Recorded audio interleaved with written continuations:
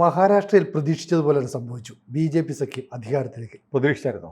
തീർച്ചയായിട്ടും പ്രതീക്ഷിച്ചിരുന്നു. കാരണം ഈ അവിടുത്തെ ഒരു ഇലക്ഷൻ പ്രചരണം, അവിടുത്തെ ജനങ്ങളുടെ ഒരു വികാരം ഒക്കെ കണ്ടപ്പോൾ തന്നെ അവർക്കൊരു അധികാര തുടർച്ച ഉണ്ടാകുമെന്ന് കരുതിയിരുന്നു. ഫഡ്നാവിസ് മുഖ്യമന്ത്രി ആകുമെന്നും പ്രതീക്ഷിച്ചിരുന്നു. വലിയ മാറ്റങ്ങളൊന്നും സംഭവിച്ചില്ലെന്നാണ് തോന്നുന്നത്, അല്ലേ? 288 സീറ്റുകളിൽ നമ്മൾ സംസാരിക്കുമ്പോൾ 225 സീറ്റുകളിൽ മഹായുതി മുന്നേറുകയാണ്.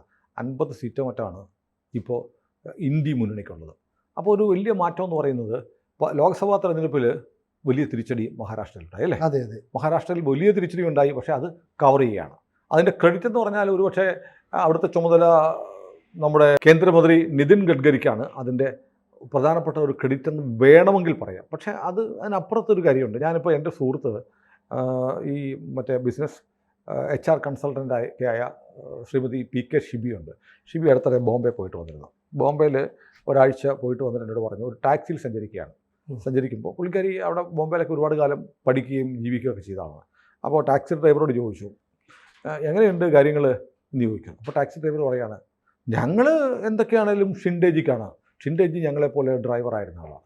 ഷിൻഡേജി, ഫഡ്നാവിസ്, ഷിൻഡെ, ഈ രണ്ടു പേരുടെ ജനപ്രിയത വലിയ ഘടകമാണ്. എന്നോട് ഷിബി പറഞ്ഞു, ഈ പൂനെയിലും താനെയിലും ഒക്കെ പോയി, എന്തു വലിയ മാറ്റമാണ്. ബോംബെ കടലിൽ കൂടെ വലിയ പാലമുണ്ടാകുന്നു, അതുകൂടാതെ കടലിനടിയിലൂടെ തുരങ്കപ്പാത ഉണ്ടാകുന്നു. അപ്പോൾ ലോകത്തിലെ ഏത് വലിയ നഗരങ്ങളോടും കിടപിടിക്കുന്ന തരത്തിൽ BJP സർക്കാരിൻ്റെ കാലത്ത്, മോദി സർക്കാരിൻ്റെ കാലത്ത് ബോംബെ എന്ന മഹാനഗരം മാറിയിരിക്കുന്നു. അപ്പോൾ ഒരു വലിയ കാര്യമാണ്. ഇപ്പോൾ അവിടെയുള്ള ചേരികളൊക്കെ മാറി ആളുകൾക്ക് വേണ്ടിയിട്ട് വലിയ ഫ്ലാറ്റുകൾ ഉണ്ടാക്കുന്നു. ബോംബെ എന്ന് പറയുമ്പോൾ ആദ്യമേ നമ്മുടെ സിനിമകളിൽ കാണിക്കുന്ന ഒരു വലിയ ചേരിയാണ്. അതൊക്കെ മാറിയിട്ട് ബോംബെ ലോകത്തിൽ മലേഷ്യ പോലെയോ ജക്കാർത്ത പോലെയോ ഹോങ്കോങ് പോലെയോ ഒക്കെയുള്ള ഒരു വലിയ നഗരമായി ബോംബെ മാറുകയാണ്. അതിൻ്റെ പിന്നിൽ തീർച്ചയായും ഇപ്പോഴത്തെ സർക്കാരിൻ്റെ ഒരു കാഴ്ചപ്പാടും ഇടപെടലും ഉണ്ട്. അതുകൂടാതെ ബോംബെയിലൊരു പ്രധാനപ്പെട്ട പ്രശ്നം എന്നോട് ഷിബി പറഞ്ഞത്, മഹാരാഷ്ട്ര പ്രത്യേകിച്ച് ബോംബെയിൽ ഇലക്ഷൻ വോട്ട് ചെയ്യാനൊക്കെ പോകുന്നത് സാധാരണക്കാരാണ്. ഒരു എലീറ്റ് ക്ലാസ് എന്ന് പറഞ്ഞ വലിയ സമ്പന്ന വിഭാഗമുണ്ട്, അവർ വോട്ട് ചെയ്യാൻ പോകത്തില്ല.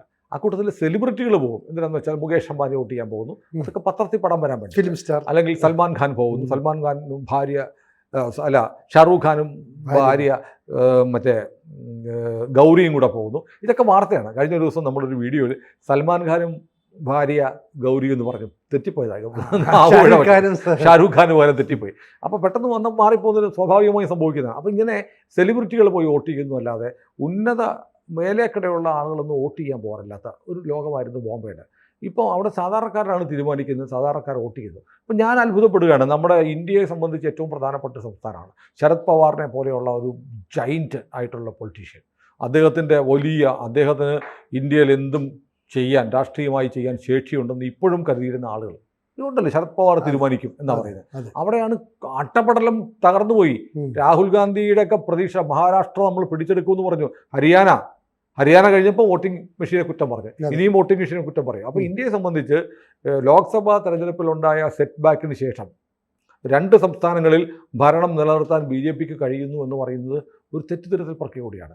അപ്പോൾ നേരത്തെ BJP RSS തമ്മിലുള്ള ചില പ്രശ്നങ്ങളൊക്കെ ഉണ്ടായി എന്നൊക്കെ പറഞ്ഞു. പക്ഷേ മഹാരാഷ്ട്രയിൽ വലിയ തോതിൽ ഹരിയാനയിൽ നടന്നതുപോലെ RSSൻ്റെ മുഴുവൻ പ്രവർത്തകരും ഇറങ്ങി ഡോർ ടു ഡോർ ക്യാമ്പയിനൊക്കെ നടത്തിയാണ് തിരിച്ചു കൊണ്ടുവരാനുള്ള ശ്രമം നടക്കുന്നൊക്കെ ദേശീയ മാധ്യമങ്ങളിൽ വാർത്ത വന്നിരുന്നു. പക്ഷേ ഞാനത് TGയോട് ചോദിച്ചു, അങ്ങനെ RSS എല്ലാ വീടുകളിലും എല്ലാ ദിവസവും പോയി പ്രവർത്തിക്കുന്നുണ്ടോ? TG പറഞ്ഞു, RSS എല്ലാ ദിവസവും പ്രവർത്തിച്ചുകൊണ്ടിരിക്കുന്ന സംഘടനയാണ്.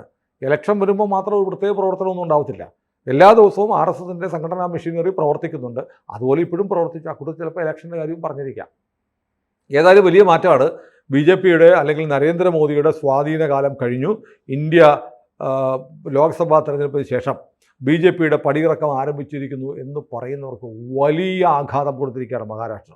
അപ്പം ഞാൻ പറഞ്ഞു വന്നത്, ഇത്രയും നിർണായകമായ ഇന്ത്യയുടെ സാമ്പത്തിക തലസ്ഥാനമാണല്ലോ ബോംബെ, മഹാരാഷ്ട്രയിൽ. അപ്പോൾ ഇന്ത്യയിൽ ഏറ്റവും കൂടുതൽ പണമുണ്ടാവുന്ന, ഏറ്റവും കൂടുതൽ വിഭവങ്ങൾ ഉണ്ടാവുന്ന സ്റ്റേറ്റ് മഹാരാഷ്ട്രയാണ്.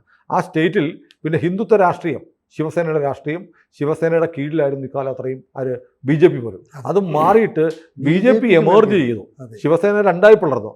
ഉദ്ധവ് താക്കറെ എന്ന് പറയുന്ന ചതിയൻ, അദ്ദേഹത്തിൻ്റെ പിതാവ് ഹിന്ദു ഹൃദയ സമ്രാട്ട് എന്നൊക്കെ അഭിമാനത്തോടെ വിളിച്ചിരുന്ന ബാൽ താക്കറെ ഉണ്ടല്ലോ, ബാൽ താക്കറെ എടുത്ത നിലപാടുകളെ ആകെ തള്ളി പറഞ്ഞ് എന്തിന് വഖഫ് നിയമം പോലും മാറ്റാൻ പറ്റില്ല എന്ന് പറയുന്ന തരത്തിലേക്ക് ഇസ്ലാമിക പ്രീണനത്തിൻ്റെ വക്താവായിട്ട് ഉദ്ധവ് താക്കറെ മാറി. കാവിക്കൊടിയെ പണയം വെക്കുന്നു എന്ന് കണ്ട് തിരിച്ചറിഞ്ഞ് ശിവസൈനികരാകെ ഉദ്ധവ് താക്കറെ തള്ളി പറയുന്ന അവസ്ഥയിലേക്ക് വന്നു. BJP ഹിന്ദുത്വ രാഷ്ട്രീയം ആദ്യം മണ്ണിൻ്റെ മക്കൾ വാദമൊക്കെ ആയിട്ടാണ് ശിവസേന വന്നത്. പിന്നീട് അത് ഹിന്ദുത്വ രാഷ്ട്രീയത്തിൻ്റെ ഭാഗമായിട്ട് എമർജ് ചെയ്തു വന്നു. താക്കറയെ സംബന്ധിച്ച് അദ്ദേഹം ഒരു വാക്ക് പറഞ്ഞാൽ മുംബൈയിൽ കാറ്റ് പോലും ചലിക്കില്ലായിരുന്നു. അങ്ങനെ ഇരുന്ന ശിവസേനയാണ് ഈ രാഹുൽ ഗാന്ധിയുടെ പാളയത്തിൽ കൊണ്ട് ഉദ്ധവ് താക്കറെ കിട്ടിയത്. ചതിയനാണ്, ചതിക്കുകയായിരുന്നു. ജയിച്ചതിന് ശേഷം അല്ലേ, ഒരുമിച്ച് നിന്ന് BJPയുടെ കൂടെ നിന്ന് ജയിച്ചതിന് ശേഷം ഉദ്ധവ് താക്കറെ നേരെ കാലുമാറി കോൺഗ്രസിനോട് പോയി. അടുത്ത് പറഞ്ഞ ഒരു കാര്യങ്ങളുണ്ട്. ഈ ശരത് പവാർ എന്ന് പറയുന്ന അധികായന്റെ പടിയിറക്കം കൂടിയാണെന്ന് പറഞ്ഞൂടെ. അദ്ദേഹത്തിന് ഇപ്പോൾ ആരോഗ്യ പ്രശ്നങ്ങളൊന്നും ഇല്ലെങ്കിൽ പോലും പ്രായാധിക്യം കാരണം അദ്ദേഹം അടുത്ത തലമുറയിലേക്ക് തൻ്റെ നേതൃത്വത്തെ വളർത്തിക്കൊണ്ടുവരാൻ ശ്രമിച്ചു. ഇപ്പോൾ സുപ്രിയ സുലെ ഒഴിച്ചു നിർത്തിയാൽ മറ്റേ ബിറ്റ്കോയിൻ കേസിൽ പെട്ടിരിക്കുകയാണ്. അത് ഒഴിച്ചു നിർത്തിയാൽ മറ്റു നേതാക്കളൊന്നുമില്ല ആ മേഖലയിലേക്ക്. അപ്പോൾ ശരത് പവാർ കോൺഗ്രസിലെ വലിയ ശക്തനായ നേതാവായിരുന്നു, NCP സ്ഥാപിച്ചു. അപ്പം അനിഷേധ്യ നേതാവായിരുന്ന NCPയുടെ ഈ ശരത് പവാറിന്റെ പടിയിറക്കം ഇതോടെ ആരംഭിക്കുന്നു എന്ന് എന്തു പറയാം. അല്ല, BJPക്ക് ലോക്സഭാ തെരഞ്ഞെടുപ്പിൽ ഒരു സെറ്റ് ബാക്ക് ഉണ്ടാക്കിയ ഒരു കാര്യം പലരും എന്നോട് ബോംബെയിലുള്ള നമ്മുടെ സുഹൃത്തുക്കളൊക്കെ വിളിക്കാൻ പറയും. BJPയുടെ ഒരു അനാവശ്യ ഭാരം BJP ചുമന്നു. അത് ശിവസേന അല്ല, NCPയുടെ ഒരു ഘടകത്തെ NCP പിളർത്തിയ ഒരാവശ്യം ഉണ്ടായിരുന്നില്ല. അത്ര വലിയ സ്വാധീനമൊന്നും ഉണ്ടായിരുന്നില്ല എന്നായിരുന്നു ലോക്സഭാ തെരഞ്ഞെടുപ്പ് കാലത്ത് പറഞ്ഞത്. കാരണം അത് മാത്രമല്ല, മുഖ്യമന്ത്രി സ്ഥാനം കൊടുക്കേണ്ടി വന്നു. ഉപമുഖ്യമന്ത്രി സ്ഥാനം മുഖ്യമന്ത്രി സ്ഥാനം പറഞ്ഞു, പിന്നെ ഉപമുഖ്യമന്ത്രി സ്ഥാനം കൊടുത്തു. ഇപ്പോൾ പുള്ളി തന്നെ അജിത് പവാർ തന്നെ പറഞ്ഞു, അതായത് എൻ്റെ ഭാര്യയെ മത്സരിപ്പിച്ച് ശരിയായില്ല എന്ന് പറഞ്ഞു. അന്ന് തിരിച്ചറിയണമായിരുന്നു. അപ്പോൾ ഒരുപാട് തെറ്റായ തീരുമാനങ്ങളെടുത്തു. പക്ഷേ ഇത്തവണ വളരെ കൃത്യമായി BJP കൃത്യമായ കാൽക്കുലേഷനോടെ വലിയ പ്രശ്നങ്ങളൊന്നും ഉണ്ടായ സീറ്റുകളൊക്കെ കൊടുത്തു. BJP അവരുടെ അപ്രമാദിത്വം പ്രയോഗിച്ചിട്ടുണ്ട്. ഇതിൽ മര്യാദയ്ക്ക് പറയുന്നത് കേട്ടാൽ മതി എന്ന് അജിത് പവാറിനോടും പറഞ്ഞു, കുറച്ചൊക്കെ ഷിൻഡെയോടും പറഞ്ഞ് അങ്ങനെ വല്ലാതെ എമർജ് ചെയ്തു. പിന്നെ അവിടെ ഫട്നാവിസിനെ പോലൊരു നേതാവ്, ഒന്ന് ആലോചിച്ച് നോക്കൂ. അദ്ദേഹം മുഖ്യമന്ത്രിയായിരുന്നു. മുഖ്യമന്ത്രി ആയിരുന്ന ആള് ഒരു പുതിയ ഘടകകക്ഷി നമ്മുടെ കൂടെ വരുമ്പോൾ അദ്ദേഹം മുഖ്യമന്ത്രി സ്ഥാനം ഒഴിവായി കൊടുത്തു എന്ന് മാത്രമല്ല, അങ്ങനെ വന്നു ചേർന്ന ആളുടെ കീഴിൽ മുഖ്യമന്ത്രി ഉപമുഖ്യമന്ത്രിയായി പ്രവർത്തിച്ചു. അതൊരു നേതാവിന്റെ ക്വാളിറ്റിയാണ്. നമ്മുടെ കേരളത്തിൽ ആരെങ്കിലും സംഭവിക്കുമോ? ഒരിക്കലും സംഭവിക്കില്ല. ഇപ്പൊ പിണറായി വിജയനോട് പറയാണ്, ഒരു കാര്യം ചെയ്യും, ബിനോയ് വിശ്വം CPIയുടെ സംസ്ഥാന സെക്രട്ടറി മുഖ്യമന്ത്രി ആവട്ടെ, പിണറായി ഉപമുഖ്യമന്ത്രി ആവട്ടെ, പോയി പണി നോക്കണം.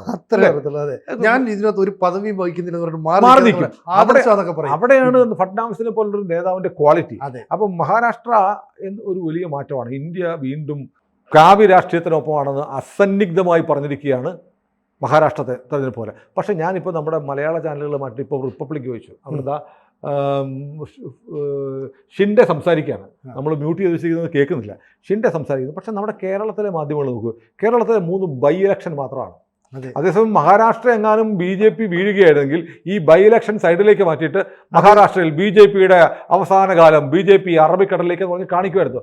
മഹാരാഷ്ട്രയിലെ ഈ മിന്നുന്ന വിജയം വാർത്ത പോലുമല്ല കേരളത്തിലെ ചാനലുകൾ. ഞാൻ ഏഷ്യാനെറ്റ് മാത്രമേ കാണുന്നുള്ളൂ. ഏഷ്യാനെറ്റിൽ വാർത്തയല്ല, സൈഡിൽ കാണിക്കുന്നുണ്ട്. അവർക്ക് പ്രിയങ്കയുടെ ഭൂരിപക്ഷം, കൃഷ്ണകുമാറിൻ്റെ പരാജയം, ചേലക്കരയിലെ വിജയം, ഇത് 3ഉം ആഘോഷിക്കുന്നത്. അപ്പം ദേശീയ കാഴ്ചപ്പാടില്ലാത്ത ഒരു ചാനലുകളല്ല. അങ്ങനെയല്ല, ദേശീയ കാഴ്ചപ്പാടില്ലാത്ത ദേശീയ കാഴ്ചപ്പാടില്ലാത്ത ചാനലുകൾ ആയതുകൊണ്ടല്ല, അവർക്ക് BJPയുടെ വിജയം എന്ന് പറയുന്നത് അവർക്ക് കാണിക്കുക എന്ന് പറയുന്നത്, അതിനെക്കുറിച്ച് സംസാരിക്കുക എന്ന് പറയുന്നത് പോലെ വലിയ ഈ കയ്പുള്ള മരുന്ന് കഴിക്കുന്ന പോലെയാണ്. അതുകൊണ്ട് അവർ പ്രിയങ്കയെ ആഘോഷിക്കും, പ്രിയങ്കയുടെ ഭൂരിപക്ഷം 2 ലക്ഷമാകുന്നു എന്ന് പറയും. രാവിലെ ഒരു തമാശ കേൾക്കണം. ഞാൻ രാവിലെ 9 മണിക്കാണ് ന്യൂസ് വെച്ചത്, ഏഷ്യാനെറ്റ്. അപ്പോഴേക്ക് 1800 വോട്ടിന് കൃഷ്ണകുമാർ ലീഡ് ചെയ്യാണ്. അപ്പോഴും പറയുന്നു, ഇപ്പോൾ സംഭവിക്കുന്ന ലീഡ് കൃഷ്ണകുമാറിനാണെങ്കിലും സംഭവിക്കാൻ പോകുന്നത് രാഹുലിന്റെ മുന്നേറ്റമാണ്. പ്രഡിക്റ്റ് ചെയ്യാണ്. രാഹുലിന്റെ മുന്നേറ്റമാണ് സംഭവിക്കാൻ പോകുന്നത്. അതിന് കുറെ BJPയുടെ ഓരോ ബൂത്തിലും കിട്ടിയ കണക്കൊക്കെ ഇവർ എടുത്തു വെച്ചിരുന്നു. കാരണം BJP എങ്ങാനും തോറ്റാൽ ആഘോഷിക്കാൻ വേണ്ടി ഡാറ്റ നേരത്തെ കളക്ട് ചെയ്ത് വെച്ചിരിക്കുന്നത്. അപ്പോൾ എനിക്ക് മനസ്സിലാവുന്നത് എന്തുകൊണ്ടാണ് ദേശീയ പ്രാധാന്യം ഇന്ത്യ ചേലക്കരയും പാലക്കാടിനെയും വയനാടിനേക്കാളും ഏറ്റവും പ്രസക്തമായ തെരഞ്ഞെടുപ്പ്, ഇന്ത്യയിലെ തന്നെ ഏറ്റവും നിർണായകമായ തെരഞ്ഞെടുപ്പാണ് മഹാരാഷ്ട്ര തെരഞ്ഞെടുപ്പ്. മഹാരാഷ്ട്ര തെരഞ്ഞെടുപ്പിനെ കുറിച്ച് ഒരു അക്ഷരം വിട്ടുന്നില്ല.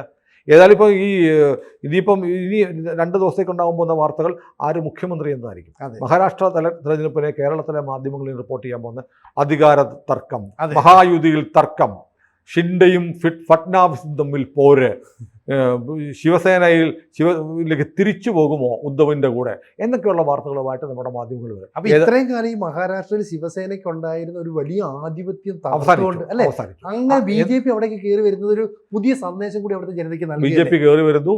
കാരണം മഹാരാഷ്ട്രയിൽ ഈ മറാഠ പൊളിറ്റിക്സ് എന്ന് പറയുന്നത് ഒരു ഹിന്ദുത്വ പൊളിറ്റിക്സ് ആണ്. അതെ. അതിനെ കൊണ്ട് ആ കാവിക്കുടിയെ കൊണ്ട് അല്ലെങ്കിൽ ബാൽ താക്കറയുടെ പാരമ്പര്യത്തെ ഈ ഇസ്ലാമിക ശക്തികൾക്ക് അവരെ പ്രീണിപ്പിക്കുന്നവർക്ക് പണയം വെച്ചാൽ മറാഠ ജനത ക്ഷമിക്കത്തില്ല എന്നതിൻ്റെ ഏറ്റവും ക്ലാസ് ഉദാഹരണമാണ് മഹാരാഷ്ട്ര തെരഞ്ഞെടുപ്പ് ഫലം. ഏതായാലും മഹാരാഷ്ട്ര ഒരു തുടക്കമല്ല, ഒരു തുടർച്ചയാണ്. കൂടുതൽ വാർത്തകളും വിശേഷങ്ങളും നിങ്ങളിലേക്ക് എത്താൻ ABC മലയാളം സബ്സ്ക്രൈബ് ചെയ്യുക, ബെൽബട്ടനും അമർത്തുക.